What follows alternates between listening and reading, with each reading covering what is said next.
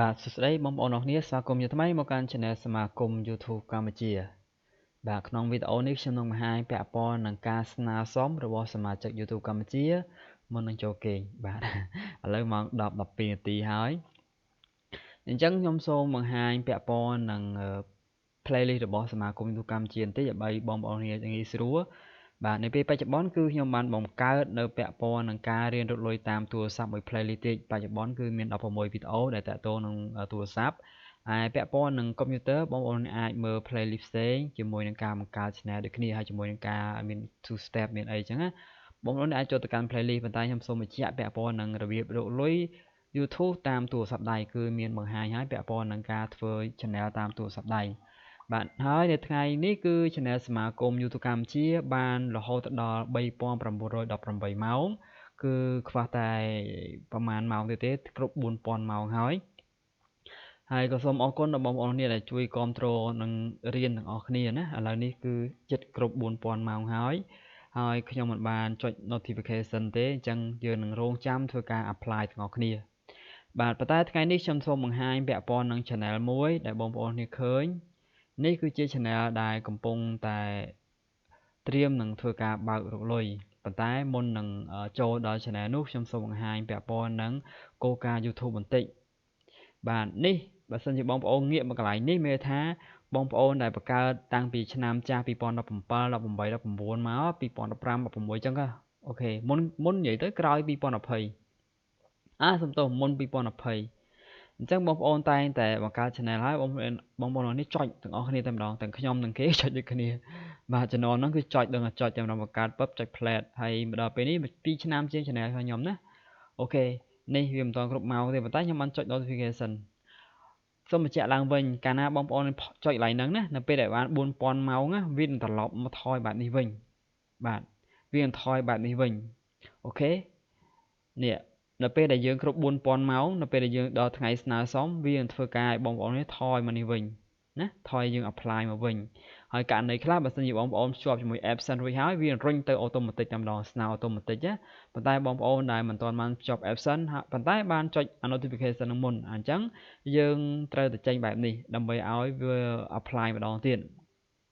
តោះនេះបាទនេះភាពខុសប្លែកគ្នារវាងយើងចុចនិងមិនចុចឥឡូវបន្ទាប់ពីបងប្អូនគ្នាបានចុចអញ្ចឹងវាចេញមកទៀតអូខេតើអ្នកនរណាខ្ញុំ continue តែម្ដងបន្តពាក់ព័ន្ធនឹងកន្លែងនេះតែម្ដងឥឡូវឧទាហរណ៍ថា channel យើងបានគ្រប់ 4000 ម៉ោងហើយតែយើងចុចអានេះណានៅពេលដែលយើង 4000 ម៉ោងវានឹងចូលវាប្រែប្រួលទៅកន្លែងផ្សេងអញ្ចឹងវាប្រែប្រួលទៅអញ្ចឹងខ្ញុំសូម switch account ទៅកាន់ channel ដែលធ្វើការស្នើតែម្ដងបាទច្រើនណាស់បងប្អូនគ្នាមានពីឆ្វោកដល់អស់ហ្នឹងអូខេណាចេះនេះតាណាបារីអូខេបងផានីណា Mr. ផានីបាទចុចមកអញ្ចឹងបងប្អូននឹងឃើញភាពខុសប្លែកគ្នារវាងកន្លែងហ្នឹង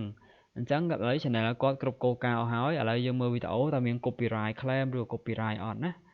អូខេអត់មាន copyright ទេហើយបើសិនជាយើងចូលទៅកន្លែង status and feature ខ្ញុំចូលអត់រួចទេព្រោះខ្ញុំគ្រាន់តែជា manager បាទហើយជា master channel ខ្ញុំចូលអត់រួចទេប៉ុន្តែជា brand channel ខ្ញុំចូលរួចអូខេឥឡូវយើងងាកមកខាងកន្លែងវិញឥឡូវខ្ញុំថយបន្តិចមុនដល់កន្លែងហ្នឹងខ្ញុំមើលបន្តិចណា channel គាត់ត្រឹមត្រូវអត់អូខេ United States អូខេអានេះឃើញបិទទេតោះនេះបិទដោយសារយើងសិតត្រឹមតែ manager មិនជា admin មិនជា owner អញ្ចឹងវាបិទឡើងនេះអញ្ចឹងចូលរួចទេបាទអូខេអញ្ចឹង tag របស់គាត់នេះអូខេ run setting អូខេអត់អីទេត្រូវអស់ហើយ permission គឺមានតែខ្ញុំនិងគាត់ទេបាទអូខេតោះឥឡូវយើងចូលទៅការស្នើសុំរបស់គ្នាអញ្ចឹងកន្លែងនេះ monetization អូខេតោះនេះបងប្អូននេះវាចេញពាក្យថា apply now អូខេវាចេញ apply now តែម្ដងណាពេលដែលយើងចុច notification រួចហើយបើសិនជាបងប្អូនធ្លាប់ចុចដាក់ Google Absent ទៀតអញ្ចឹងវានឹងចេញ apply now ដូចខុសពីអាមិញយើង notify វាថាយើងបង្កើត channel យើងចុចហើយយើង apply ជាមួយ Google Absent ដូច channel នេះដែរឥឡូវពេលគ្រប់ 4000 ម៉ោង4009ម៉ោងវានឹងចេញពាក្យថា apply now វាខុសកន្លែងនេះវាខុស notification me when eligible ណាវាចេញបែបនេះវិញណាឥឡូវយើងចុច apply now ចាំមើលវាចេញអីប្លែកទៀតចាំតែមើលអ្នកនរគ្នាបាទ apply now បាទនេះ បន្ទាប់ពីយើង apply now វាអញ្ចឹងគោលការណ៍3បន្ថែមឲ្យយើងបន្ថែមទៀតណាបងប្អូននេះ channel នេះមិនទាន់បានចុច apply ជាមួយ YouTube Partner Program ជាមួយនឹង Google AdSense ទេប៉ុន្តែគាត់បានចុច notification កន្លែងនេះតោះនេះចុចអាហ្នឹងទៅវានឹងចេញបែបមិញអញ្ចឹងវាចុច apply now តបពី apply now ហើយបងប្អូននេះឃើញកន្លែងនេះយើងចុច start អូខេចុច start កន្លែងនេះគឺយើងអាន YouTube term ទាំងអស់គ្នាមកហើយយើងចុចថា accept agreement អូខេចុច accept បាទបន្តមកទៀតវានឹងធ្វើការត្រួតពិនិត្យ channel បងប្អូនគ្នាថាតើត្រឹមត្រូវឬក៏យ៉ាងណាបើមិនត្រូវទេវាអត់ឲ្យទៅទេអូខេឥឡូវយើង review partner program term ហ្នឹងយើងត្រូវបានរួចរាល់ហើយទទួលជោគជ័យឥឡូវជាមួយនឹង Google AdSense ធ្វើម៉េច Google AdSense វគ្គនេះគឺខ្ញុំអត់បង្កើត AdSense ថ្មីទេដើម្បីងាយស្រួលព្រោះខ្ញុំមាន AdSense រួចហើយអញ្ចឹងខ្ញុំសូមបង្កើតជាមួយនឹង AdSense ដែលមានស្រាប់តែម្ដងណាអូខេចុច start ចុច process បន្តមកទៀតខ្ញុំធ្វើការជ្រើសរើសជាមួយនឹង AdSense ដែលមានស្រាប់ណាបងប្អូននេះឥឡូវខ្ញុំជ្រើសរើស AdSense ដែលមានស្រាប់របស់ខ្ញុំ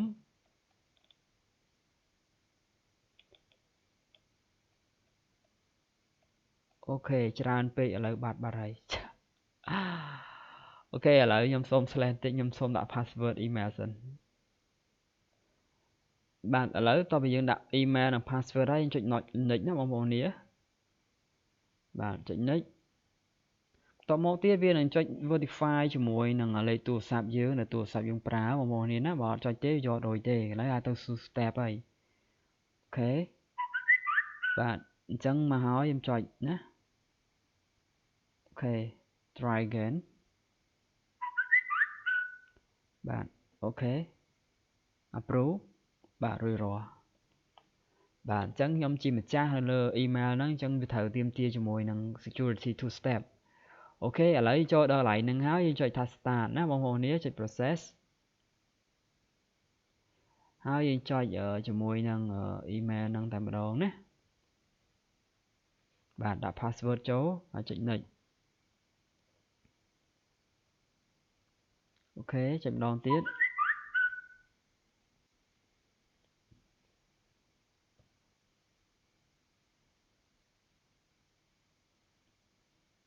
អូខេតើរួចទេបាទបើតើរួចទេខ្ញុំសូមធ្វើការផ្លាស់ប្ដូរនៅ browser បងប្អូនអរគ្នាដោយសារ browser នេះមានបញ្ហាអូខេនេះជា solution សម្រាប់បងប្អូនគ្នាដែលធ្វើទៅវាអញ្ចឹងដែរណាអូខេឥឡូវខ្ញុំចូលទៅកាន់នេះមួយទៀតខ្ញុំចូលទៅកាន់ studio វិញដើម្បីមើល channel ហ្នឹងអូខេអ្នកនរឃើញណាគឺខ្ញុំធ្វើជាក់ស្ដែងឲ្យបងប្អូនគ្នាបើសិនជាមានបញ្ហាអញ្ចឹងបងប្អូនគ្នាត្រូវធ្វើតាមខ្ញុំមើលតាមខ្ញុំដូចគ្នាណាអូខេឥឡូវខ្ញុំសូម switch នេះមិនមែនថាដោយសារខ្ញុំជា manager ទេមិនមែនទេឥឡូវខ្ញុំសូមបង្ហាញពាក់ព័ន្ធនឹងចំណុចត្រង់អស់ហ្នឹងឲ្យបងប្អូនគ្នាឃើញជាក់ស្ដែងអស់គ្នាបាទខ្ញុំសូមទៅមើលកន្លែងនេះវិញអូខេអញ្ចឹងទី1ខ្ញុំសូមគេហៅថា login ទៅកាន់ Gmail ហ្នឹងតែម្ដងកុំឲ្យវាទាមទារញ៉ៃទៀតអូខេនេះ switch ទៅកាន់ email ហ្នឹងតែម្ដងណាបាទដោយសារច្រើនពេកបាទតមកទៀតខ្ញុំសូម login ទៅកាន់ AdSense មួយទៀតណានៅកាន់ AdSense ឲ្យហើយ log ចូលឲ្យហើយតែម្ដងអូខេអូខេឥឡូវខ្ញុំសូម switch ណា switch អូមានលុយ30ទៀតណាអូខេ switch មកកាន់ AdSense របស់ខ្ញុំ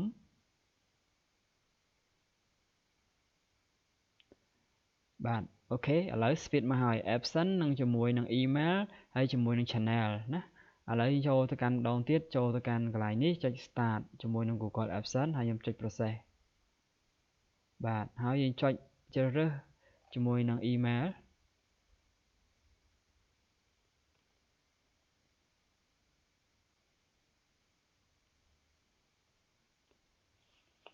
បាទអូខេ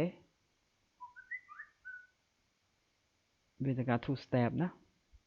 57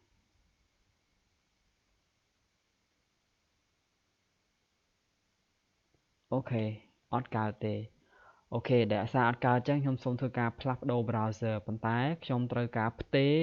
សិទ្ធពី channel នេះទៅកាន់ browser ទៅកាន់ channel មួយទៀតសិនអូខេ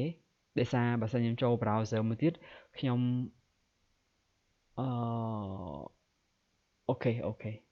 ok តន់ឥឡូវខ្ញុំសូម login មកកាន់ browser Chrome អូខេ login ចូលទៅកាន់ Gmail របស់ខ្ញុំណាអ្នកនរគ្នាខកឃើញតែធ្វើទៅវាបានសម្រេចធ្វើទៅបានសម្រេចប៉ុន្តែអានេះធ្វើទៅអត់បានសម្រេចទេអញ្ចឹងខ្ញុំសូម login មកកាន់ email នេះវិញណាទៅកាន់ browser Chrome ដើម្បីធ្វើការ login អញ្ចឹងខ្ញុំសូម add account មួយទៀតបាទអូខេនេះ login ខុស password ចាំតិចអូខេឥឡូវដាក់ password ចូលចុច next អូខេឥឡូវវាឲ្យ verify ជាមួយនឹង two step ទៀតហើយអញ្ចឹងមកខ្ញុំទាមបងប្អូននេះចុច two step ណាដាក់ two step ដើម្បីការពារប្រព័ន្ធ email ឲ្យគេ hacker បានណាទោះត្រាតែម្ចាស់យើងចុចទៅបានវាចូលបានអូខេឥឡូវខ្ញុំចូលទៅកាន់ email នេះហើយណាអូខេឥឡូវខ្ញុំ log ទៅកាន់ YouTube មួយទៀត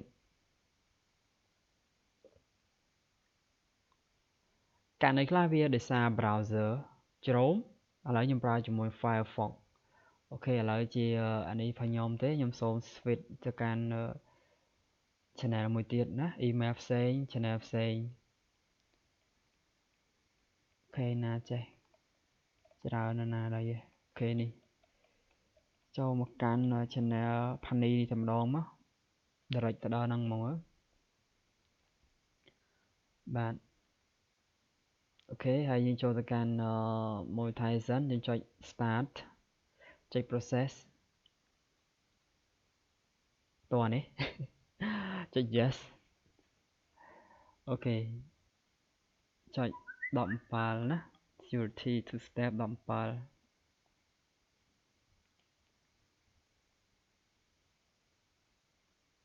អូខេតន់ចូលដល់ហើយណាឥឡូវខ្ញុំឆ្លៃជាមួយនឹង I have existing account បាទ I have existing account ហើយខ្ញុំចុច continue តែម្ដងហើយខ្ញុំជ្រើសរើសចូល account ខ្ញុំតែម្ដងមក absent ខ្ញុំកុំឲ្យពិបាកពីបេតង់អូខេនេះជា absent របស់ខ្ញុំ absent មានស្រាប់ហើយខ្ញុំភ្ជាប់ជាមួយនឹង YouTube គាត់ចូលទៅកាន់ absent ខ្ញុំតែម្ដងអូខេឥឡូវខ្ញុំភ្ជាប់ទៅកាន់ absent ខ្ញុំតែម្ដងទៅបាទអូខេហើយចុច redirect អូខេខែមុនបាន 166.40 នេះអូខេឥឡូវ redirect ហើយទីទៀតវា វិលថយទៅកាន់កន្លែងដើមវិញអូខេអញ្ចឹង Google Absent ត្រូវបានដាន់អញ្ចឹង step ទី3កំពុងដំណើរការអូខេបញ្ហាមិញដោយសារបញ្ហា browser Chrome អញ្ចឹងបើយើង refresh មកវិញគឺវា Oppo ចេះអូខេឥឡូវបើយើងមើល YouTube ធម្មតាហើយយើង log in ចូលទៅកាន់ channel ធម្មតាគឺដើរធម្មតាវិញណាអូខេយើង switch account ចូលមកកាន់កន្លែងហ្នឹងមកអូខេអានេះពីរតង់ណាបងប្អូននេះដំបូងគឺថាខ្ញុំ set manager អញ្ចឹងខ្ញុំចូលទៅកាន់ channel ដើមរបស់ខ្ញុំហើយខ្ញុំចុច studio ហើយទើបខ្ញុំចុចមកកាន់ switch channel តោះនេះពិបាកយល់បន្តិចណោះតិចញ៉ៃញ៉ៃហ៎អត់អីទេសំខាន់គឺខ្ញុំដោះស្រាយបញ្ហាឲ្យបងប្អូនឃើញតែពិតវាស្នើអស់មានអស់ហើយប៉ុន្តែអានេះគឺជាបញ្ហាដែលខ្ញុំដោះស្រាយបងប្អូនឃើញអត់អូខេអានេះដាននៅ in process ហើយយើងឃើញនៅជាមួយនឹង Chrome នៅកំពុងតែ in process បាទសង្ឃឹមថានឹងទទួលបានជោគជ័យនៅពេលឆាប់ថ្ងៃនេះគឺថ្ងៃទី8 ខែ 9 ឆ្នាំ 2020អញ្ចឹងយើងរងចាំមើលហើយវេលាម៉ោង 10:26 នាទីតើ channel នេះនឹងទទួលបាន approve លឿនបានកម្រិតណាបាទព្រោះសុទ្ធតែជា original video ហើយធ្វើពី game ទៀតណាអូខេបាទហើយបើសិនជាយើងមើល view ច្រើនយើងចុចឲ្យនេះអូខេ view គាត់មិនសូវច្រើនទេ1000តិចហ្នឹង700-800ណាឃើញអត់ផ្ទុះមួយអត់មាន channel ណាអត់មានវីដេអូណាផ្ទុះមួយទេប៉ុន្តែដោយសារវីដេអូគាត់ហ្នឹងច្រើនបាទ81 tab អញ្ចឹងធ្វើឲ្យបន្តិចផ្គុំគ្នាទៅបានច្រើនបានម៉ោងទៅឥឡូវយើងរងចាំទាំងអស់គ្នាថាតើ approve នៅថ្ងៃណាបាទអរគុណច្រើនសង្ឃឹមថាបងប្អូននឹងយល់ពាក់ព័ន្ធនឹងបញ្ហានៅពេលស្នើសុំ error បាទជាមួយនឹង Chrome ហើយនឹង Firefox អរគុណច្រើនសម្រាប់ការតាមដានទស្សនានៅវីដេអូមួយនេះសង្ឃឹមថានឹង ពេលដែលបងប្អូនជួបអញ្ចឹងដែរកុំមានអារម្មណ៍ថាភ័យខ្លាចខូច channel ណាតាមពិតចំណុចទៅនេះគួរតែអត់បង្ហាញទេប៉ុន្តែខ្ញុំចង់ឲ្យបងប្អូននេះឃើញទាំងអស់គ្នាថាតើ